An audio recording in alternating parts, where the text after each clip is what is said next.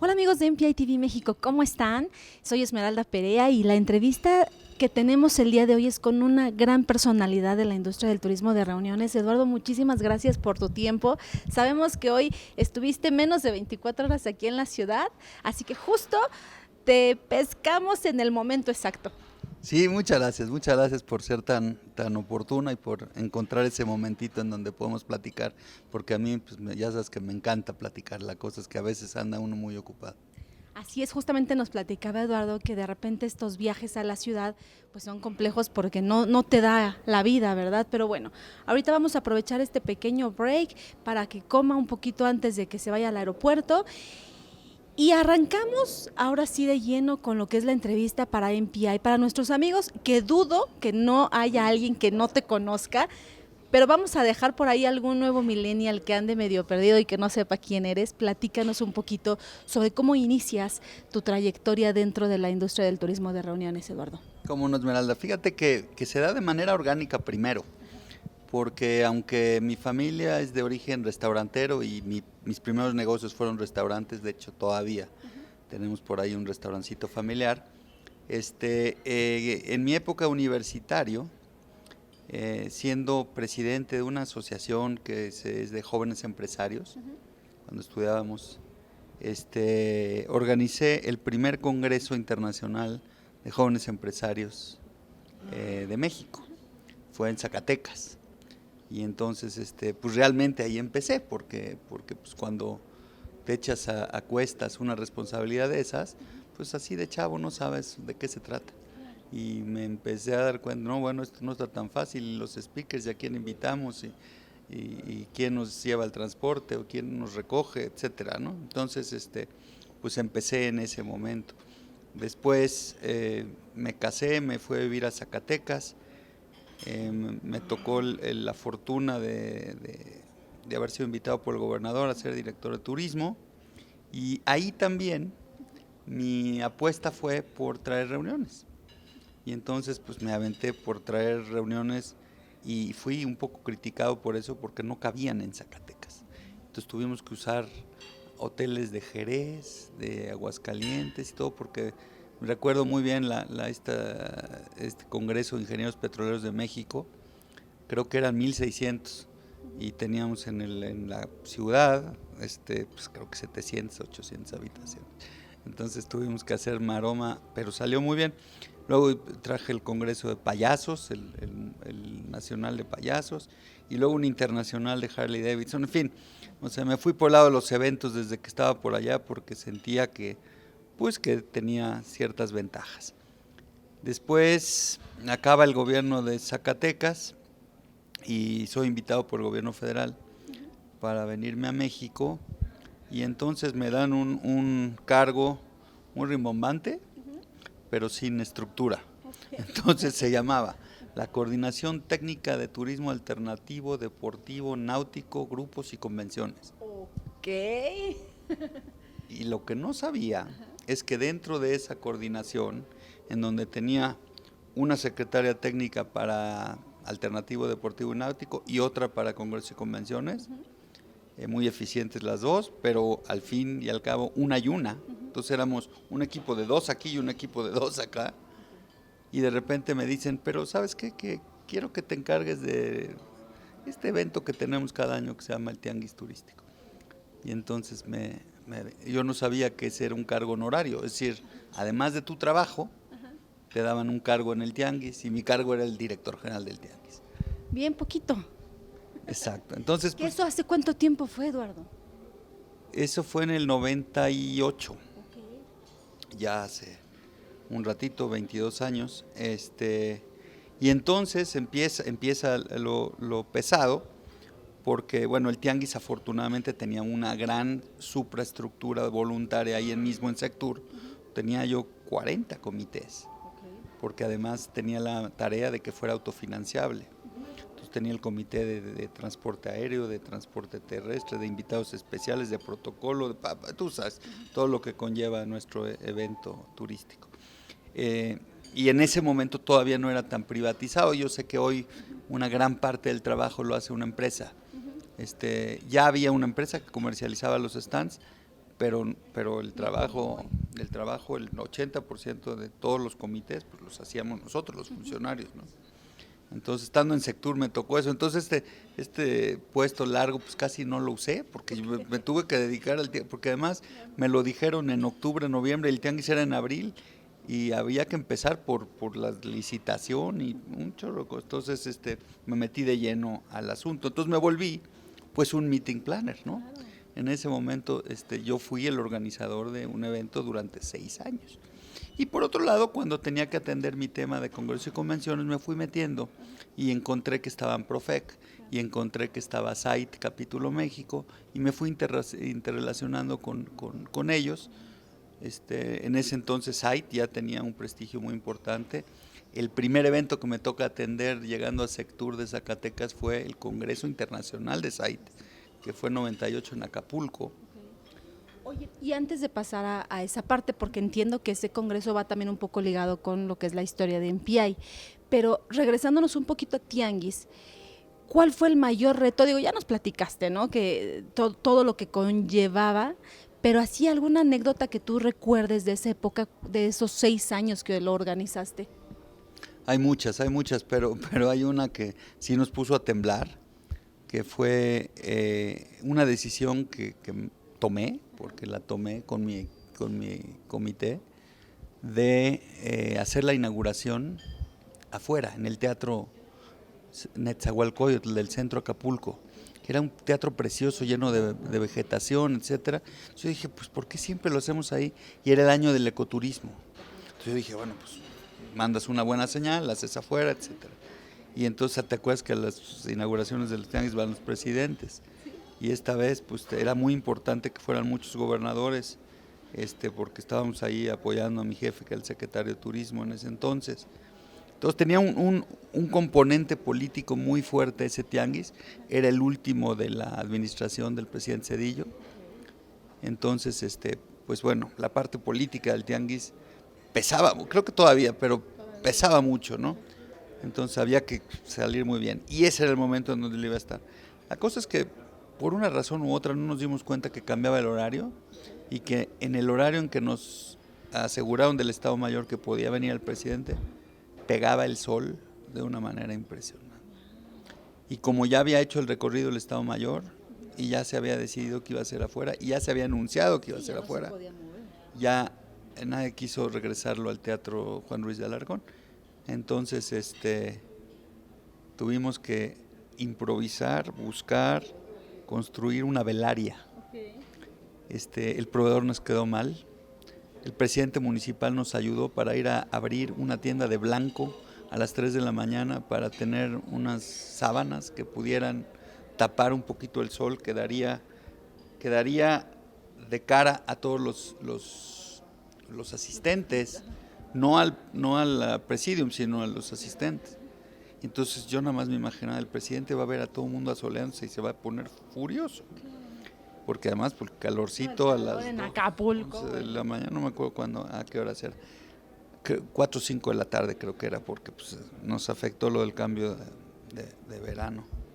Entonces, esa es la que más, porque trajimos, evidentemente nuestros patrocinadores se portaron muy bien, millones de botellitas de agua heladas, edecanes pasando agua por todos lados, ventiladores que pusimos y entonces ahí yo dije, el presidente se va a dar cuenta, y aquí se acabó mi carrera de funcionario público. Afortunadamente no, tenían otras cosas políticas más importantes de las que preocuparse que el sol. Y además la gente estuvo contenta, parece que todo salió bien, pero ese fue uno de los sustos más fuertes que me llevó. Qué interesante, pues a ver, vamos entonces ahora sí a seguir hablando, no se desconecten amigos, esto es MPI TV México, seguimos hablando sobre todas estas anécdotas que nos comparte Eduardo Chaillo. Y bueno, retomando el tianguis, me gustaría preguntarte, ¿qué diferencias ves versus el tiempo que te tocó organizarlo con lo que ves ahora? ¿Cómo ha ido esa evolución? ¿Cómo la has visto y que obviamente ha sido a favor de la industria? No necesariamente, aunque creo que esa privatización fue muy buena. Sin duda, yo creo que zapatero a tus zapatos, y el que hoy una empresa seria, profesional, esté manejándolo, no 300 funcionarios que se desplazan y dejan de hacer lo que tienen que hacer para atender el tianguis. Yo creo que era una ineficiencia absoluta. Y entonces, a partir de nosotros empezó a evitar eso. El secretario, que era mi jefe, era muy consciente de que teníamos que cambiar el modelo, que hacerlo más productivo. Evidentemente, con las citas preestablecidas avanzamos mucho.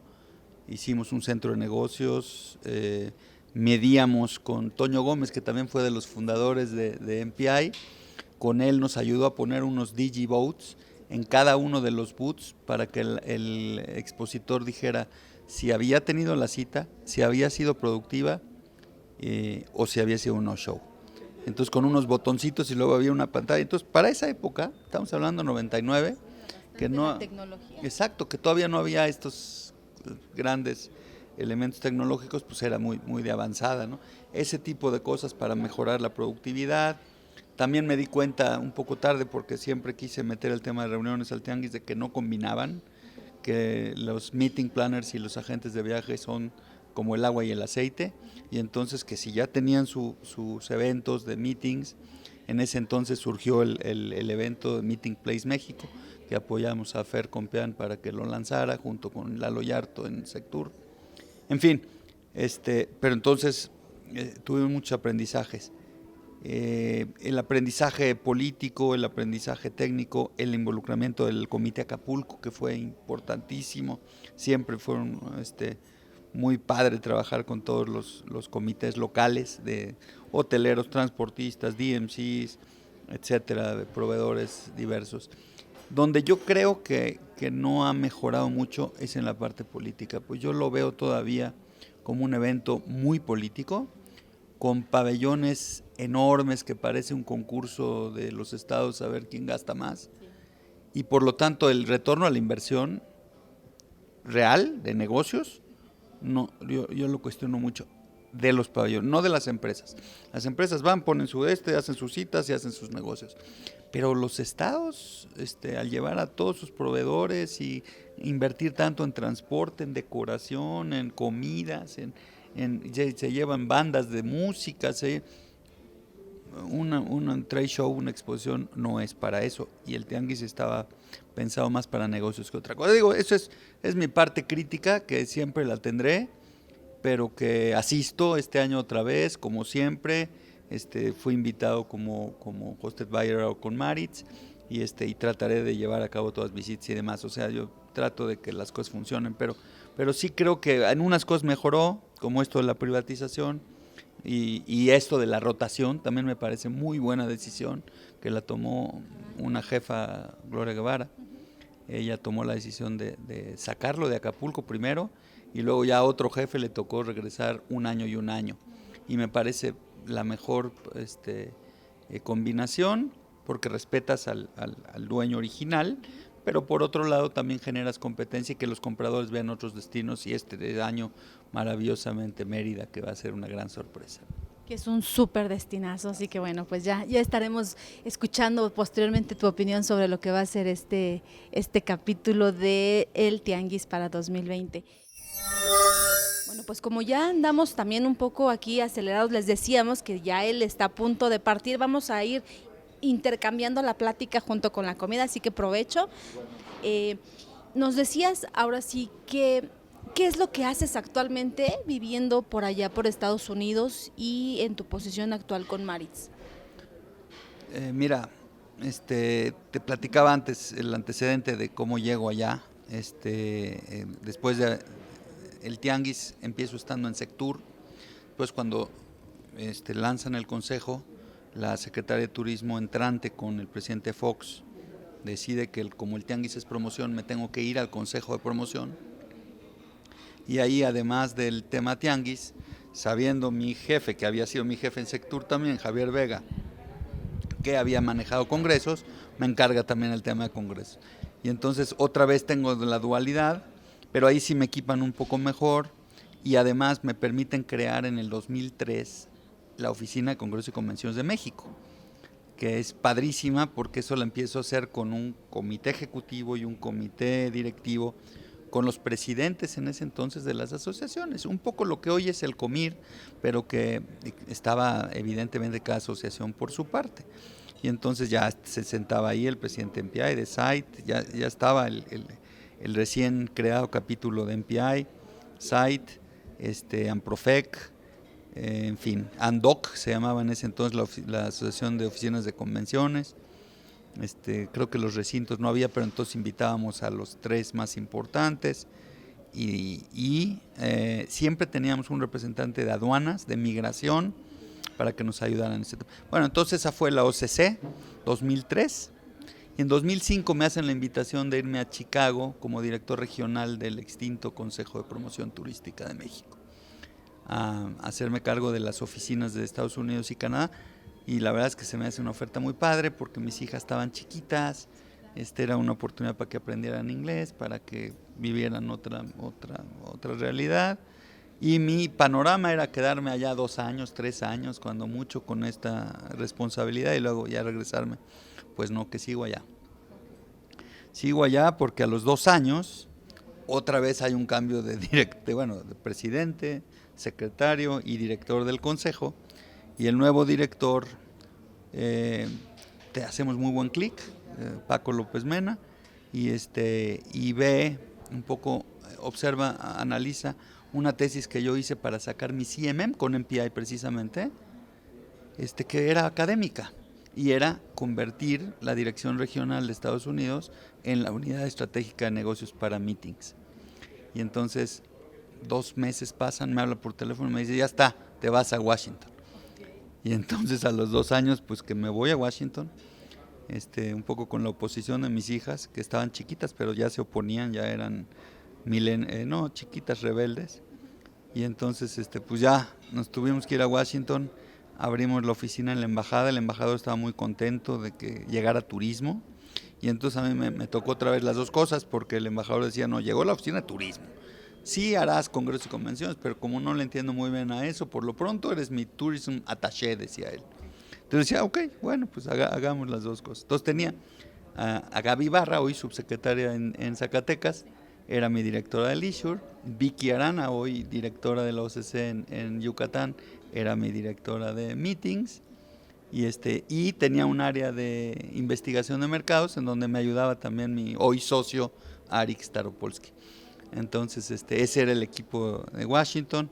En 2013 llega el gobierno de Peña y pues me dan las gracias, ¿no? Y se acaba mi época de funcionario diplomático, etcétera. Y la gran duda, ya estando una de mis hijas y otra por entrar a la universidad, es: me quedo, me regreso, ¿qué hago? Pongo una empresa, un negocio, entro a cambiar mi visa porque era diplomático, entonces tenía que cambiar a la visa de negocios o a lo que fuera, y pues decidí quedarme y vamos a hacer todo el proceso y vamos a armar una consultora de congreso y convención. Y ese fue. 2013 arranca mi empresita, la de Global Meetings y Tourism Specialist que les pusimos. Y la verdad es que empezaron a surgir oportunidades interesantes. Toda la gente se portó maravillosamente de nuestros tiempos en el consejo, tanto los de Estados Unidos como los de acá. Ese fue el año en que me hicieron favor de dar la entrada al Hall of Leaders en el Convention Industry Council. Entonces, pues la verdad es que eso me dio también una gran palanca y de relaciones. Y entonces surge la invitación de Maritz, de David Peckinpah, con quien yo había tenido una relación estando desde México, para que lo ayudara en la parte de Latinoamérica. Y entonces lo hago, pero ellos son mis clientes de mi empresa. Sin embargo, pues me dan un cargo, aún como contractor, y soy su director regional para Latinoamérica. Entonces, es mi cliente, pero al mismo tiempo pues, soy como su cara en Latinoamérica. Entonces está padre porque la mitad de mi tiempo lo dedico a ellos y la otra mitad pues, soy consultor. Oye, y hablas de tus hijas, hablas de tu familia. Hoy, ¿qué es lo que te llena? Me imagino que ellas siguen siendo ese motor, pero ¿qué te dicen después de tantos años? ¿Cómo interactúas con tu familia versus todo el trabajo con el que vives envuelto? Mira, afortunadamente están acostumbradas. Todo el tiempo estuve viajando desde Zacatecas hasta hoy. no he parado de viajar en mis diferentes responsabilidades, pero siempre trato de que cuando estoy en casa estoy de veras, o sea, estoy con tiempo de calidad, convivo con ellas, cuando puedo me llevo a mi esposa o me llevo a alguna de mis hijas a alguno de los viajes y extiendo mi viaje, y si no, pues sí trato de hacer otros viajes con ellas ya de placer y convivir más. Nos ha ido bien, tengo 28 años de casa, acabamos de cumplir 28, una hija mía ya está viviendo en Ginebra, otra es ingeniera biomédica de la Universidad de Virginia, y la chiquita todavía tiene 17 años y vive con nosotros. Pero la verdad es que han sido, y sobre todo que mi esposa ha sido muy comprensiva y muy apoyadora, y siempre ha estado ahí al pie del cañón para atender todo lo que yo no podía atender. Pero yo era el que traía los frijolitos de alguna manera. Pues qué interesante. Pues adelante, adelante, vamos a hacer una pequeña pausa, amigos. Ahorita seguimos en esta gran charla con Eduardo Chaillo. No se desconecten. Pues bueno, ya estamos aquí retomando esta plática, la verdad bien interesante. Si supieran todo lo que platicamos fuera de cámaras, amigos. Pero bueno, ya algún día los invitaré para que hagan un acompañamiento en este tipo de entrevistas y sepan todo lo que se habla fuera de cámaras. Oye, y platicando sobre Arik, que es tu socio y que muchos lo ubicamos como el board, ¿qué se siente trabajar con él? ¿Alguna anécdota que tengas de trabajar con Arik? Es que es muy divertido. Además de trabajar, nos la pasamos muy bien, porque pues, nos toca viajar juntos. Y entonces, pues tú sabes que viajar con alguien siempre tiene, ¿no? Además, de repente pues, estamos los dos, desayunamos, comemos, cenamos, porque somos los consultores, y pues la gente decir, estos cuates nada más están ellos dos, pues no serán así. No, nos la pasamos muy bien, cotorreamos todo el tiempo, evidentemente discutimos de política de repente, jugamos bagamon, nos gusta mucho el bagamo, él dice que de ahí hace buena parte de su fortuna, pero no lo es cierto, es al revés. Pero la verdad es que además nos complementamos muy bien en la parte profesional, y hablando en serio, él es un economista muy sólido, un investigador con mucho prestigio, y a mí me da mucho gusto que desde el primer proyecto que hicimos ya como empresa, con el antecedente de haber trabajado ya un proyecto grande juntos, siendo los dos funcionarios cuando hicimos el primer estudio sobre la relevancia económica de las reuniones para México con Price, donde yo era el área usuaria y él era el director de CESTUR. Después hacemos un trabajo estratégico para el Estado de México, trabajamos para Guanajuato, en fin, algunos estados de la República, algunas cuestiones en Guatemala, y nos toca hacer el segundo estudio, pero ya como privados, ya como socios, entonces, y varios estatales, hicimos Querétaro, hicimos Nuevo León, hicimos Jalisco, entonces, la verdad es que ha sido un gusto, nos lo pasamos bien, crecemos, aprendemos, cada vez lo que hacemos creo que lo hacemos mejor porque aprendemos de los errores, evidentemente. Hemos integrado un equipo padre, está con nosotros Betina, que también es parte del board de MPI ahora.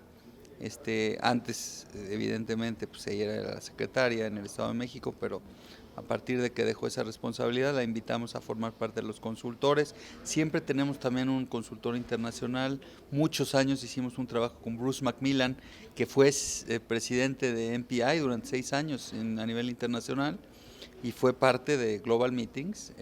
Hicimos muchos trabajos con él en México, en Jazz Island, en Abu Dhabi, en Jordania, en donde también trabajamos con Arik. Tere Solís también fue parte importantísima de nuestra historia como empresarias, y ahí Brenda y en fin una cantidad de personas que nos han ayudado. Pero sí, mi relación con Arik, yo creo que todo el mundo sabe que es una relación de amigos y además profesionalmente muy complementaria. Es muy interesante, amigos. Vamos a hacer otra pequeña pausa, nos vamos a mover porque lo vamos a acompañar al aeropuerto. Les digo que andamos aquí corriendo, así que no se desconecten. Esto es MPI TV México y vamos a hablar regresando un poquito. Mencionabas tú que con Arik hablan de política, es un tema que queremos tocar un poquito en esta entrevista para ver cuál es tu perspectiva sobre, hablando políticamente, la situación de México en cuanto a turismo, que nos des tu punto de vista sobre las acciones que está tomando el licenciado Torruco. Queremos saber tu opinión, así que seguimos. Un tema bastante interesante.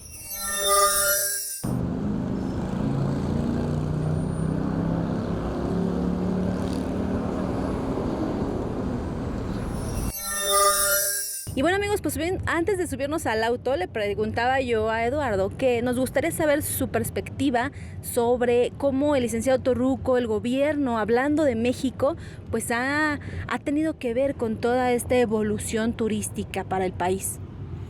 Bueno, muchas gracias. Digo, es un tema que es un poco incómodo porque yo soy como juez y parte. Parte porque trabajé en el Consejo de Promoción Turística durante 12 años y entonces, pues sí, aunque ya no estaba en el Consejo cuando lo desaparecen o lo disuelven, de todos modos me dolió, sentía que era una institución que daba mucho valor y que ponía la cara de México en el mundo y que si bien a lo mejor hubieron algunas decisiones que tuvieron que hacerse de otra manera, también creo que hubo enormes contribuciones al posicionamiento de México en los diferentes mercados. En lo que me toca, toda la gente que ayudó a posicionar a México en el mercado de congresos y convenciones fue a través del Consejo, ¿no? Claro. Entonces, las oficinas en el exterior, la marca México en particular, que hoy ya no se ve por ninguna parte, siento que contribuyeron mucho. Entonces, por eso te digo que es subjetiva mi opinión, pero bueno, yo creo que es la opinión de mucha gente, porque además pues, teníamos un gran acompañamiento del sector privado y de los destinos en lo individual. Quitando un poco eso, también siento que es subjetiva mi opinión por mi relación con Miguel Torruco, que pues la verdad lo conozco hace mucho y soy testigo de muchas de sus contribuciones a la industria turística, desde la parte académica con su escuela, la creación de la CONPET, uniendo a Latinoamérica en la parte académica, su presidencia de la Asociación de Hoteles y Moteles, la creación de la Confederación Nacional Turística, toda esta lucha porque las decisiones del sector privado turístico se tomaran también por los empresarios pequeños y no nada más por los grandes inversionistas, pues me parece que todas esas cosas contribuyeron mucho a lo que hoy es el México turístico, y entonces pues, él ha sido parte importante desde su relación con el licenciado Alemán, que yo sé que fue muy cercana. Esa no me tocó, pues todavía yo no estaba en el ajo, pero de todos modos, por ejemplo, cuando me tocó ser director del Tianguis, me tocó atenderlo, me tocó convivir con él, me tocó viajar con él, con el presidente Canirac y él a diferentes eventos, y entonces, bueno, pues tengo una opinión muy favorable de lo que él es y de lo que él puede aportar. Lo único que creo es que al fin que tenemos un secretario turistero, en toda la extensión de la palabra, que era lo que todos queríamos y veníamos luchando por años, después de muchos buenos secretarios, pero políticos, a los que muchos de ellos fueron mis jefes, los quiero mucho, pero políticos al fin, y hoy teníamos un turistero y entonces creímos que iba a ser el gran cambio a nuestro favor. Lamentablemente las circunstancias han hecho que desde el gobierno no se puedan instrumentar muchos cambios positivos, en mi opinión. Sin embargo, también creo que hay varias cosas en las que le doy la razón. Una, en que la experiencia del visitante tiene que coincidir con la calidad de vida del habitante, y estas cuestiones de la pobreza junto con los grandes lujos en los destinos, pues creo que sí son un problema que pueden detonar problemas sociales y demás, y que creo que hay que atenderlos. Entonces, en esa parte de su discurso coincido totalmente. La otra, en donde dice que tiene que venir un turista que gaste más y que tenemos que subir en el ranking de divisas y no tanto en el ranking de número de turistas, totalmente de acuerdo con él. Y la última, que puede ser o no polémica y que es donde él basa el tema del Consejo y su disolución, es que ya estuvo bueno de que papá gobierno sea el que pone todo y que los demás solo estén estirando la mano, que era un poco lo que él cree que pasaba con el Consejo. Ahí debo de decir que sí creo que ha faltado empuje del sector privado, y yo ahí veo, en las actuales circunstancias que pudieran verse no tan favorables, una oportunidad de que el sector privado levante la voz, se una, y entonces sí vengan las interlocuciones al nivel que deben de venir. Viene un cambio en el Consejo Nacional Empresarial Turístico, entra nuestro buen amigo Braulio Arzuaga, creo que también por el lado, y trae grandes planes, he platicado con él y quiere tener una relación positiva, pero también proponer, hacer y desde el sector privado tomar muchas decisiones. Y por el lado de la Confederación de Cámaras de Comercio con la Concanaco, pues están haciendo este centro empresarial turístico, que es un mini CPTM, porque muchos de mis anteriores compañeros de ahí ahora están en Concanaco y van también a llevar a cabo una instrumentación de costos. Entonces, entre ellos, Concanaco, el CENET y los destinos en lo individual, que están muchos de ellos haciendo un gran trabajo, Los Cabos, el Consejo de Quintana Roo, Yucatán, sin duda, en fin, Zacatecas, etcétera. Creo que esa combinación entre privado y destino puede hacer que México hoy tenga otra etapa. Mira, a Canadá le pasó. Canadá en un momento dado era puro Canadá, Visit Canadá, y de repente Canadá se echó para atrás como país y surgieron las marcas Toronto, Vancouver, Calgary, Montreal. Y ahora tú vas a un evento y lo que brillan son las marcas individuales y no la marca país. Entonces probablemente por ahí tendríamos que aprovechar, dado que esta vez no hay tal fuerza en la promoción turística internacional. Pues muy interesante tu perspectiva sobre este tema, que como bien dices podría resultar ser polémico, pero pues es una realidad y una curiosidad que todos de alguna forma queremos o tenemos esa duda, ¿no? Muchas gracias. Gracias. Y seguimos, amigos, aquí con la entrevista para MPI TV México. Y bueno, pues entonces cuéntanos sobre el voluntariado que haces, que de alguna forma también se puede ligar con lo que viene para MPI o lo que haces con MPI. Platícanos sobre ese mundo que muchos desconocemos en temas de voluntariado sobre Eduardo Chaillo. Fíjate que desde que entra uno a esta industria, a mí me pasó desde que empecé a venir a los eventos grandes de PCMA y de ICA, me involucré mucho con ICA, fui parte del board internacional y tienes que regresarle algo a la industria que te forma y a la industria que te genera negocios y que te genera relaciones. Y eso te lo inculcan desde el primer momento en que estás. Entonces, ok, ya eres miembro de una asociación, ahora ya tienes tu CMP, qué bueno, ahora tienes que participar en algún comité. Y participar en algún comité o participar en el consejo directivo o hacer algo de donar tu tiempo para esa experiencia, ese conocimiento, esas cosas que has ido ganando conforme pasa el tiempo, porque es una industria en la que creces muchísimo. Sí, claro. Se lo puedas regresar a los que entran, a las nuevas generaciones o a la industria en general. Entonces, fue el caso con ICA. Creo que fue mi primer gran experiencia como voluntario, primero como presidente del comité norteamericano, del capítulo norteamericano y el comité México, y luego ya como miembro del board representando a Norteamérica durante 6 años. Esa fue mi primera experiencia en un board de una organización internacional de la industria de reuniones. Mi involucramiento con el capítulo MPI México, como lo comentamos en el aniversario, pues fue desde el primer momento. Sí, claro. Porque me tocaba la tarea de hacer el Congreso y Convenciones en la Subsecretaría de Promoción, y mi jefe Javier Vega fue el que impulsó el que ya tenía que haber un capítulo, porque se había reunido con Ed Griffin y, en fin, empujó a Vicente Madrigal y todo lo que ya se ha dicho mucho en MPI.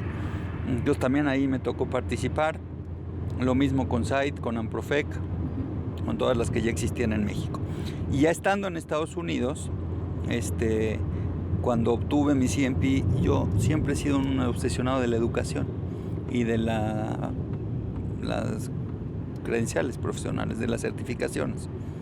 Y yo creo que es un perfecto vehículo para países como México o otros en Latinoamérica, para generar ese puente de confianza con los organizadores y con los clientes, tanto corporativos como de asociaciones, para que más rápido decidan para venir a México o para hacer. Entonces, siendo promotor y siendo empleado del Consejo de Promoción Turística, creí que hacer mi CMP me daba esa autoridad moral para hablar con los clientes. Claro. Y entonces es que hice mi CMP y luego me volví parte del board del CMP, precisamente porque yo siempre creí que era muy americano y que esa credencial tenía que tropicalizarse mejor, adaptarse mejor, globalizarse mejor. Y entonces me tocó tener el asiento internacional el consejo del CMP está conformado por uno de cada asociación, uno de MPI, BCMA, ICA, SITE, son creo que 28 miembros de ese board, y a mí me tocaba el asiento internacional sin representar a ninguna asociación en lo particular. Entonces ese fue otro de mis grandes experiencias de voluntario, que creo que avanzamos. Hoy, por ejemplo, está escrito todos los cursos y los libros y todo del CMP en un inglés global y no en un inglés americano. Ya no nada más son las libras y los yardas, sino que ya también son los metros y los kilos. Entonces, en fin, esa fue otra de mis cosas. Y con PCMA estuve también por muchos años en el board de la fundación, y que es un órgano totalmente, ¿cómo se dice?, de generosidad, de altruismo, que todo lo que hace es recaudar fondos para becas, para investigación, para mejorar la educación en la industria de reuniones. Y por último, en DI, Destinations International, me ha tocado también estar en el board cuando era promotor turístico, ¿no? Entonces, todas esas experiencias me han hecho tener relaciones, conversaciones, introspecciones, de decir, bueno, ¿qué nos falta en México? ¿Qué tenemos que hacer mejor? ¿Qué me dicen los líderes del país? ¿Cómo perciben nuestra evolución? ¿Cómo vamos en todos los aspectos? Y en el capítulo MPI México, pues ha sido, creo, en lo nacional, en donde más he participado. Creo que he participado con unos 6 o 7 mesas directivas de las que... Pero nunca te has animado a ser presidente, ¿verdad? Sabes que ahora la tengo muy complicada porque vivo en Washington. Entonces, pues no puedes ser un presidente a control remoto. Claro. Y además, pues uno no va tampoco por necesariamente ser el capitán del barco, sino poner, por ejemplo, estando allá, he sido director de Relaciones Internacionales. Pues claro, yo estoy allá cerca de los actores de allá, y pues es más fácil a mí aportar lo que puedo desde allá que liderando un barco. Entonces ha sido muy padre. Ahora estoy en el Consejo Latinoamericano que preside Michelle, expresidente de MPI México, y muy contentos porque ya tenemos integrantes de Colombia, de Perú, de Costa Rica participando con nosotros, muy apoyados además por los headquarters, porque vieron el dinamismo de estas últimas administraciones de MPI en abrir posibilidades de expansión en Latinoamérica. Pues qué interesante, la verdad es que no es poquito lo que haces, haces 1000 cosas, y es interesante cómo distribuyes y equilibras tu tiempo. Bueno, debo decirte que ahorita tengo 3 otras posiciones interesantes. Soy miembro de la mesa directiva de COCAL, que es la Confederación de Organizadores de Reuniones de Latinoamérica, y también 2 posiciones que son muy importantes, pero son más bien de toma de decisiones, que es el Consejo de Administración del Grupo Hotelero Santa Fe y el Comité Técnico de Expo Guadalajara. Digamos que todas esas cosas me hacen venir a México y me hacen combinarlo, porque no quiere decir que cuando vengo aquí solo vengo a una cosa, como esta vez que vengo aquí pero voy a Chihuahua, o que vengo a un evento de MPI pero también combino con alguna consultoría o con algo de lo que estoy haciendo. Bien aburrido que te la pasas. Sí, y si le sumas toda mi parte de Maritz, en donde pues mi tarea es encontrar soluciones para los clientes corporativos y de asociaciones en Latinoamérica para los clientes de Maritz, pues es interesante porque tengo toda una red de aliados, etcétera, y también me ha dado una gran posibilidad de conocer la otra cara de la moneda desde el punto de vista de cliente, de cómo está Latinoamérica preparado para enfrentar a la industria de reunión. Pues muy bien, ahí tienen, amigos, para los que se quejan de que no hay tiempo, siempre hay tiempo mientras uno se sepa administrar.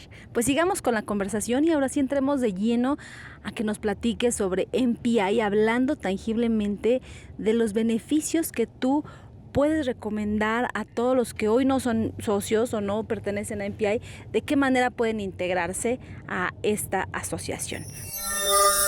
Platícanos un poco sobre los beneficios que tú has palpado y que puedes recomendar a todos nuestros amigos que hoy no son miembros de MPI, pero que pues quieren hacerse, pero tienen dudas o no saben bien hacia dónde moverse. ¿Por qué recomiendas MPI? Mira, la verdad es que hay 3 cosas por las que todos deberíamos de estar metidos en alguna de las asociaciones.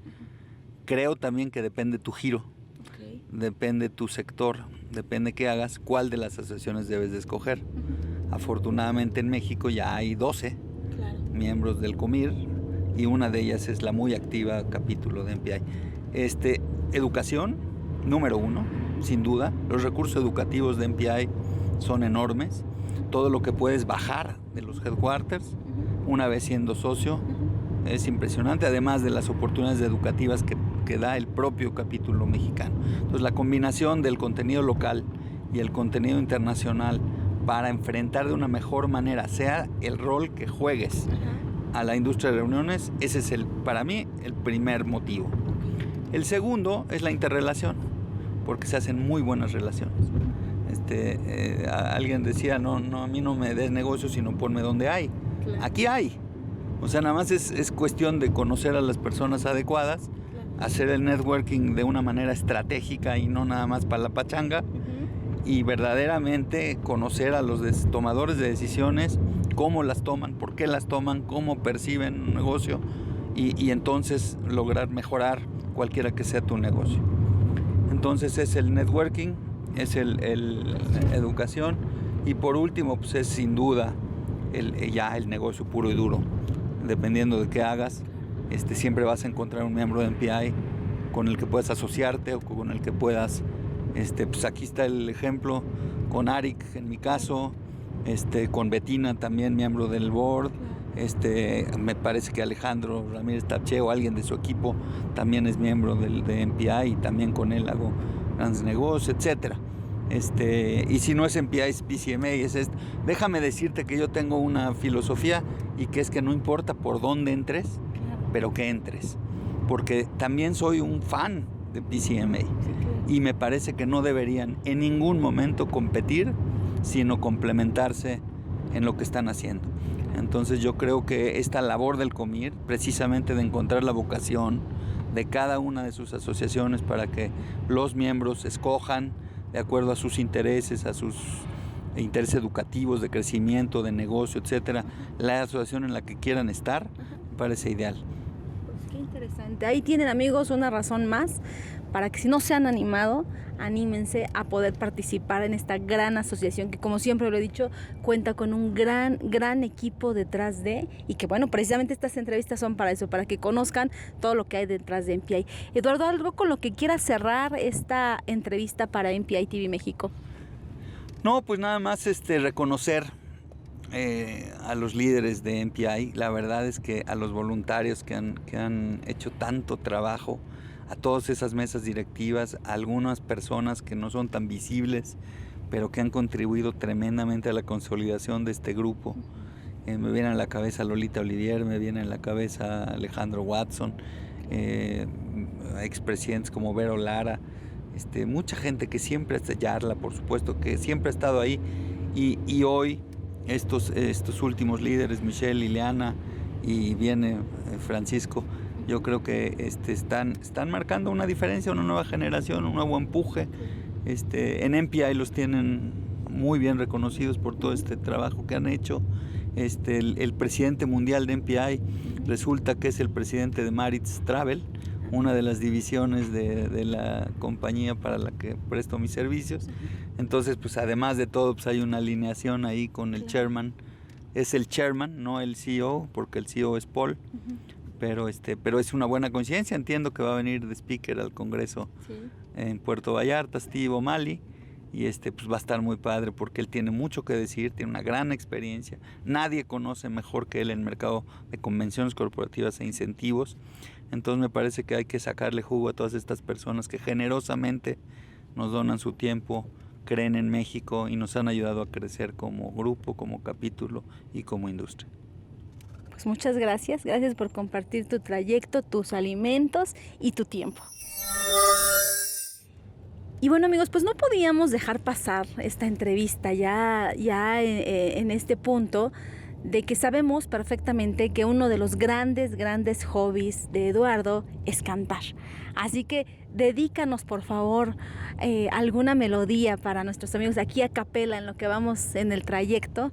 Alguna de tus melodías favoritas, vamos a entonarla para amenizar nuestro camino y nuestro trayecto lleno de tráfico de aquí al aeropuerto. Bueno, muchos de mis amigos que me conocen saben que esta me gusta mucho y ahí tiene una parte que es muy padre, que dice: tal vez lloré o tal vez reí, tal vez gané o tal vez perdí. ¿Tú también?